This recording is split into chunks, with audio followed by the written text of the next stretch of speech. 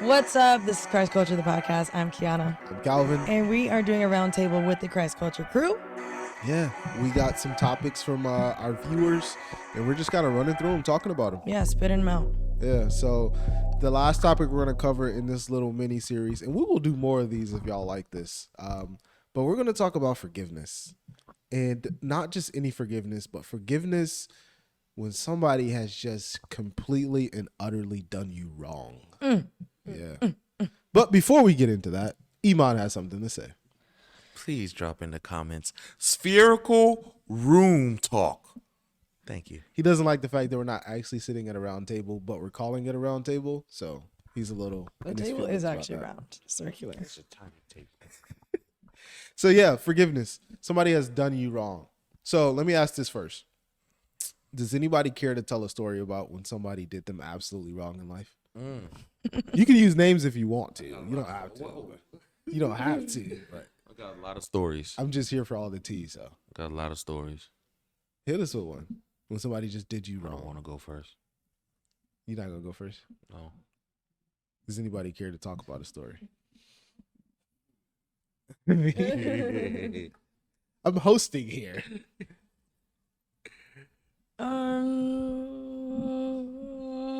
Who's been done wrong in the Okay. room? They got I'll it. tell y'all.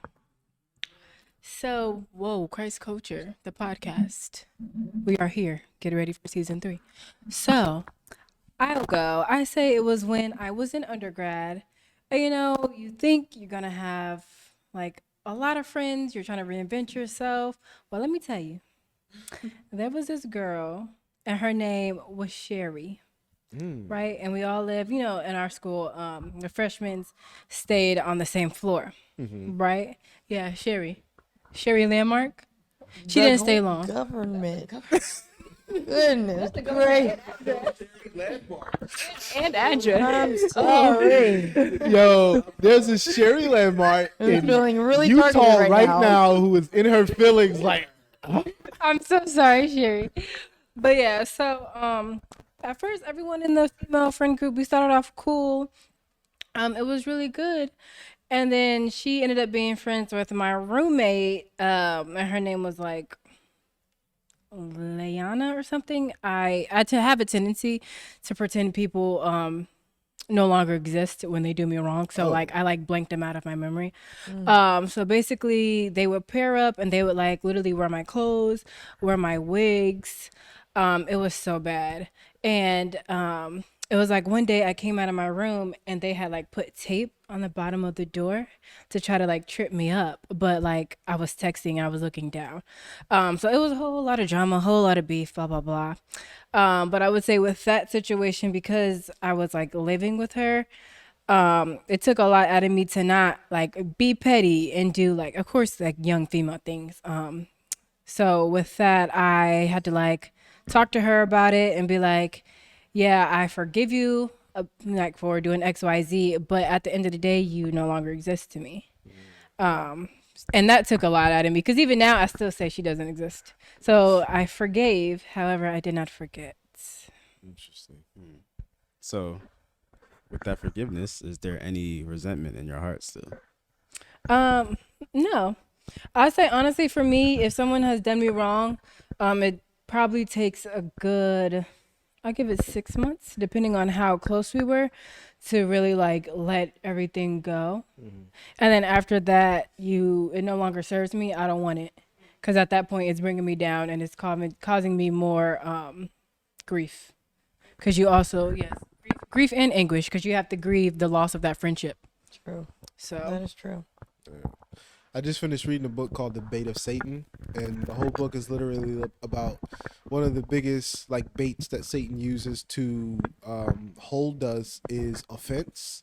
And when you are offended and you hold on to it and harbor it, how it actually hurts you way more than the other person in the long term. So the whole book is just talking about like how to deal with offense and move on with your life and forgive the other person. It's a great book.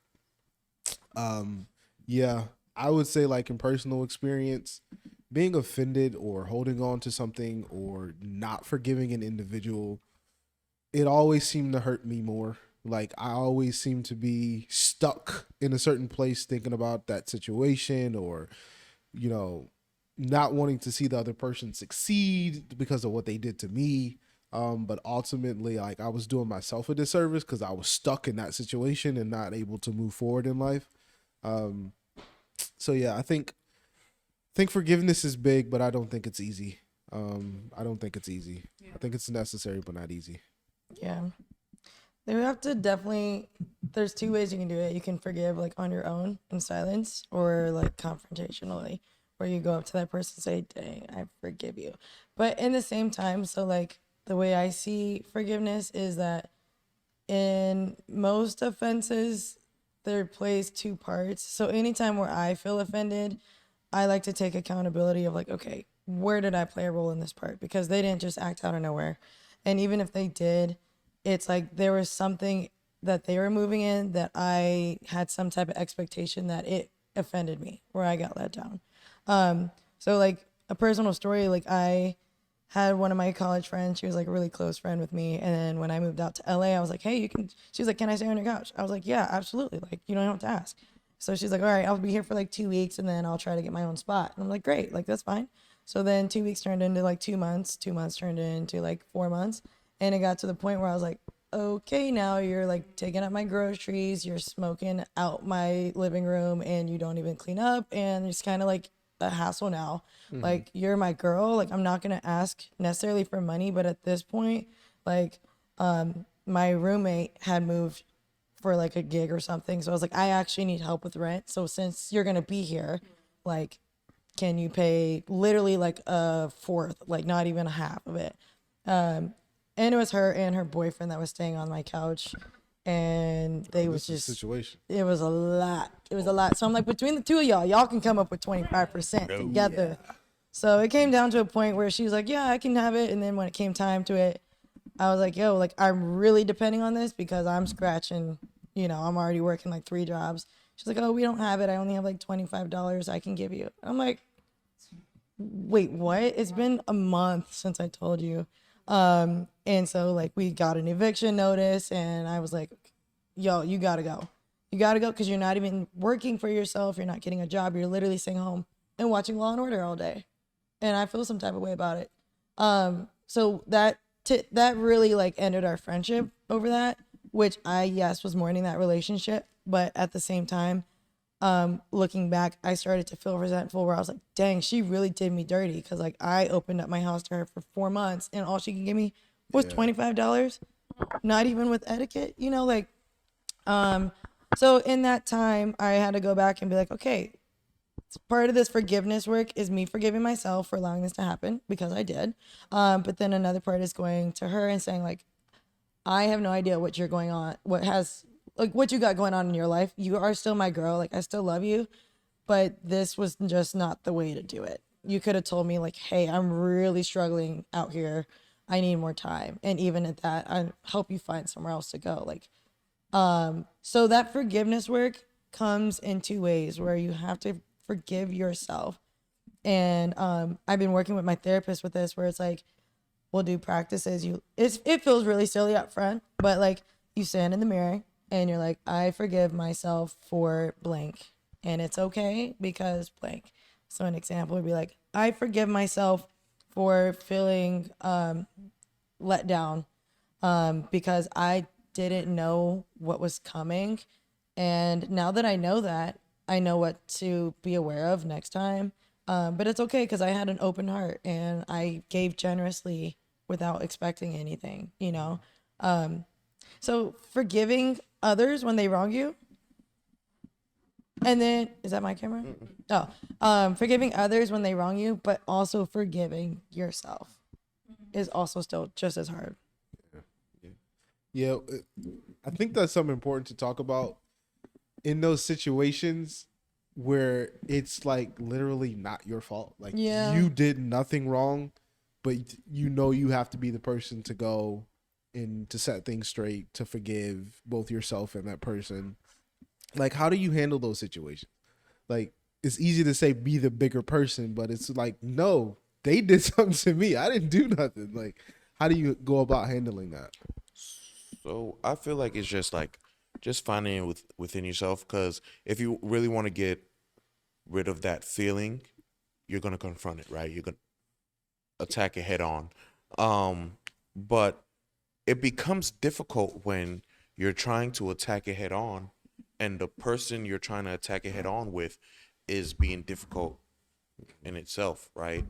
So now it's just like, I've forgiven you. I'm just trying to let you know that I've forgiven you, so there's not any animosity. I don't have to keep it in the forefront of my mind. So it's more for yourself, you're saying. Right. So it's like, I'm speaking from experience, right? Like, it is personal. Like, I've forgiven you. I'm trying to get to the root of things and maybe try to like mitigate some things, but I'm coming to you when you're trying to like, oh yeah, we can talk about it. This. Just not right now. I need to go think about it some more as well. Okay, cool. Weeks go by. Hey, you want to? Months go by. I'll give you a space of like 6 months go by. Like it goes overly long, and you get sick and tired of it. You're just like, you know what? Like, I've already forgiven you. I just want to let it be. If you haven't forgiven me, that's a you issue now. Yeah. I've done the first step. It's that first step. I've done the first step, which was forgive you. Then I took the second step to invite you in us finding a forgiveness, like kind of a arena, right? You might have to forgive me for something I did. I've forgiven you for something you did. I've forgiven myself, right? I've taken the steps. If you don't want to go, like, if you don't want to take that step, cool. Yeah. I've taken the step. I'm gonna leave it as that. I'm gonna try to like get it out of my head, because it's only so much you can do, right? Some people are just not that mature to forgive, right? So what I hear you saying is that forgiveness is a form of closure. Yeah, that's all I had, y'all. Absolutely. That's it. So what does forgiveness mean to you guys specifically, for yourself or for other people? Like, what does that mean, and what are like practical steps to take to get to that place? I feel like when you were saying like being the bigger person, I feel like it's almost opposite. Like, you have to be the smaller person, because by being the bigger person, that's almost like alluding to like having more pride. I know not literally, but you literally have to like humble yourself and be like, okay, you know what? I'm not going to take this personal, because I don't know what you're dealing with on your side of your spirit. Yeah. But as far as me and my spirit, we're going to keep this clear. We're going to cleanse this out. So let's let this out of our system. You can choose to or not, but I'm releasing this. And so that frees me. Yeah. So detaching from this person did me wrong and they did me dirty, and taking it personal, because at the end of the day, it has nothing to do with you. Yeah. Nothing. Yeah. A practical step, you're saying? A practical step is getting comfortable with those uncomfortable conversations, whether they want to have that conversation with you or not. Being like, hey, this is bothering me. Can I talk to you for a second? I want to get this off my chest. And when you're doing that confrontation, don't be like, you did this to me and I forgive you for it. Because like, I wouldn't receive that if somebody came at me like that. Yeah. So coming to it, be like, okay, in this situation, I saw things this way. Forgive me. Like, always request forgiveness first, because that takes their defense down. Yeah. Where they're like, oh, they're sorry. Okay, I can be sorry too. Sometimes. But most times you have to be the smaller person where you're like, I'm sorry. Even if you did nothing wrong. And then go and pray for them. Like, literally hold their hand and pray for them. So what I want to say is, in regards to forgiveness and soul ties, everyone mostly everyone we've come into contact with on this earth, we come into contact with them for a reason. And say if they do us wrong or we do them wrong, it may be a lesson or a hurdle that we have to get over from like our past life. So if you're into me, what I do, since I'm into like journaling and spiritual rituals just to better my spiritual wellness. I would like write a letter to this person, like, hey, so and so, I'm sorry for XYZ. Please forgive me for XYZ. I release any soul ties or what's the word? Resentment that we still hold in this relationship. Write it, burn it. I'm done. I wash my hands of the situation. That's good. So That's really good. Yeah, just like to Bree's question, and like to what you just said, I would say forgiveness for me is just like it's a line that says that situation was on that side of the line. The forgiveness is the line, and now I'm on this side of it, so I can move forward for myself, like y'all were talking about. Yeah. Do you guys feel like in relation to forgiving other people and i.e. forgiving yourself, like how does it change when we take God's perspective? Like as much as he forgives us for being dumb kids, like how can we still have that same posture reflected out of us? Yeah. God's forgiveness is like proactive. Like he forgives us before we do stuff because he knows we're going to do stuff, which is crazy.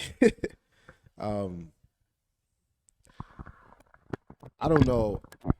That just speaks to like the how amazing he is, because all the stuff that we do and he can just be merciful towards us. It just speaks to the God that we serve. Like Yeah. his ways are so far above our ways that our human way of thinking and dealing with things don't even surmount to that. Yeah, and I agree. Like I feel like because we know that God is so forgiving, we have to understand. We have to kind of be patient and understand what the person that possibly wronged us has done, and what they're going through, what they might have done. It might have been a mistake. Like you have to seek patience and understand, like, hopefully it wasn't intentional. And even if it was intentional, they might not be in the right space. Right? Try to forgive, try to forget, try to just, if you need to distance yourself, then distance yourself. If you want to rekindle something, if you had like a friendship with that person or something, try to rekindle it. But don't push too hard, and always remember, like, be merciful as God has been merciful onto you. Yeah. I think that you got something, Brie? I'm sorry. Very good. You sure? Yeah, I was just gonna say, kind of going back to what you said, just like to that question, like making yourself smaller, because you can, the end that goes into forgiveness with yourself, the amount of like things that we do every single day, no matter how big or small, like God just looks at us the same every single time he looks at us. He just sees us as, I love you, and that's it. And it's really that simple. So once you're able to receive that for yourself, then it makes it a lot easier, not easy, but easier to like look at other people and be like, dang, you're just like me, and like God loves you too. So I'll try to do that as well. One last thing, sorry. We always say like forgive and forget. I think it should go forgive and let go. Because it's not that you forget, because once you forget, like it blocks it out and it hardens your heart. I think to forgive and let it go, because that's what you just said. God sees us. He's not like, dang kid, come on again. He's not like that. He's like, you know what? I love you. So like if we do that where we let it go, it's like letting go without any conditions, where it's like, dang, remember that one time you did that? I know I said I wasn't going to bring it up, but it still hurts me. Let it go. Let it go. Forgive and move on. Elsa taught us a lesson when she sung that song.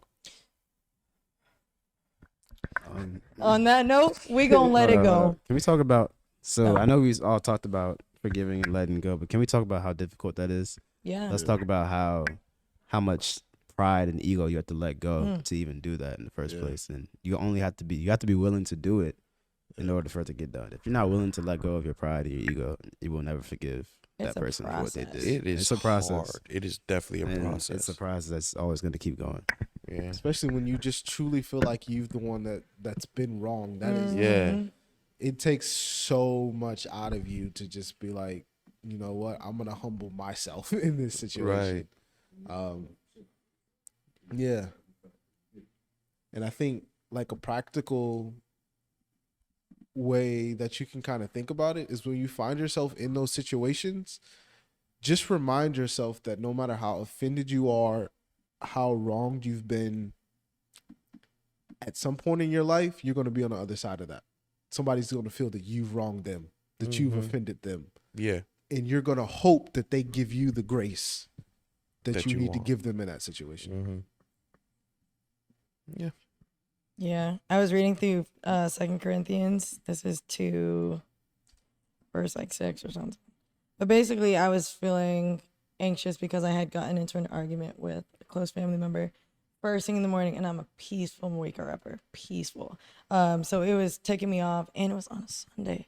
So then I'm like, God, what is that scripture? So it was like forgiveness of the offender, where it's like somebody's gonna offend you, and instead of coming right back and giving them their own sauce, it's like you ought to forgive them and comfort them, because you never know, they might be right on the tip of what's gonna like to put them over.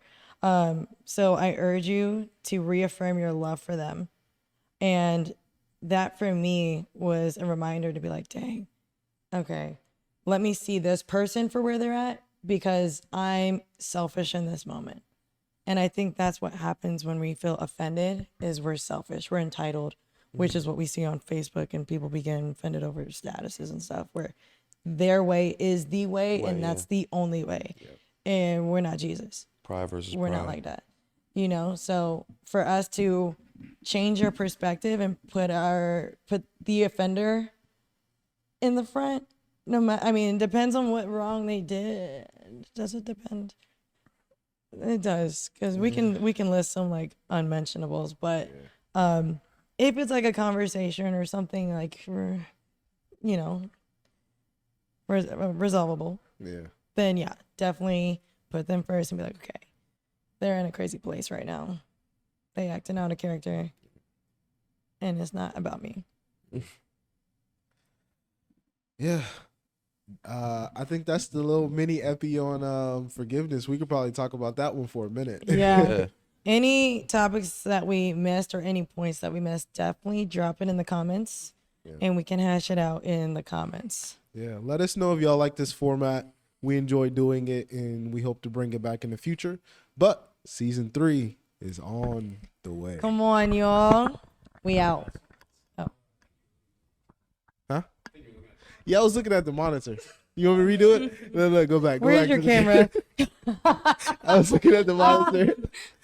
Let me switch to this camera. Season 3 is on the way. Looking at yourself. Yeah, I've been looking at the monitor You're like the whole looking at time, yourself, bro. not look at yourself. Oh my god. All right, on that note. Wait, Tay has something. I would also like to say that my story in the beginning was pulled from multiple stories. I do not know who Shelly is.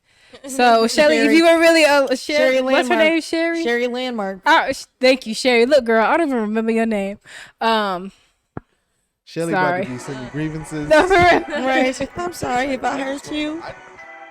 We were together. We went to school together. No, ma'am. Right. Hey Sherry, we love you. Peace. Peace.